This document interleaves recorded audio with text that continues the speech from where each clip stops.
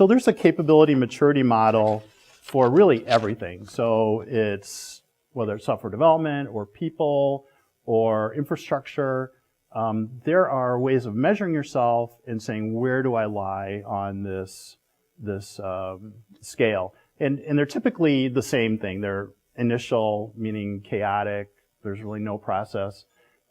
You really are dependent on the heroic efforts of your people. Does that kind of sound familiar? Everybody's worked in organizations like that, right? All the way repeatable, meaning you've got a process and you can really kind of get close to your goals each and every time, all the way up to optimize that, you are continually improving and you have goals and objectives and a plan for doing that. So, if you look at IT organizations, and I'm sure you're in the same boat as everyone else, but you spend more money on keeping things running than doing anything new. Does that sound right? You spend, some organizations, it's in the 90%. You don't have any money to do anything new. Is that a common thing? I'm looking out here, everybody's kind of nodding.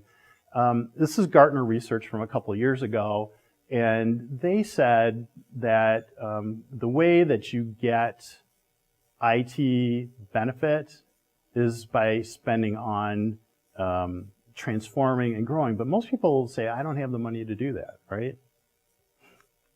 The real, this is the slide I was telling you about. Yeah, it's a little bit overactive. I apologize for that. It's got too many things going on.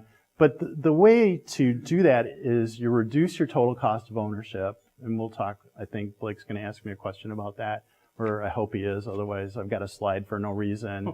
And then increasing productivity, improve time to market. These are the things that will really make your business grow and give IT a seat at the table. Does that make sense? Has anybody seen this before? Okay. Oh. Too far.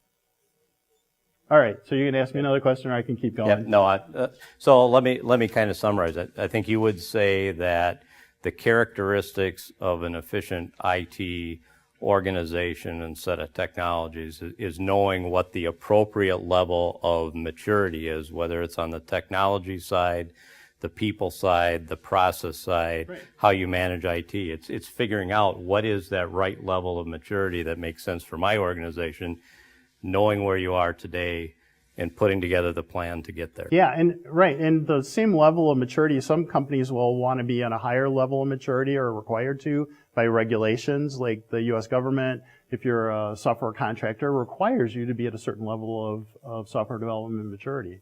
Others will be lower.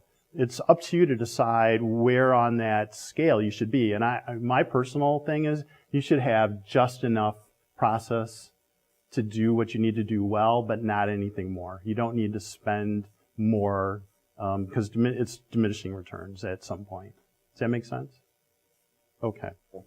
So when you look at ineffective organizations, where typically do you find the lack of maturity? Is it on the technology side, the process side? Yeah, I think it's everything. Typically, you're not going to find somebody really good at technology but really bad at process. It's typically you're not mature across the whole line of the spectrum. Thank you. It's important to know that everybody has their strengths and weaknesses. Using maturity model will help you understand where they are and what to do as your next step. Okay. So as you see ineffective IT organizations, those are the ones that haven't taken the time to sort out what capabilities do I know, or don't know how to do that. Yeah, I think for me it was like, wow, this really makes sense. I understand it.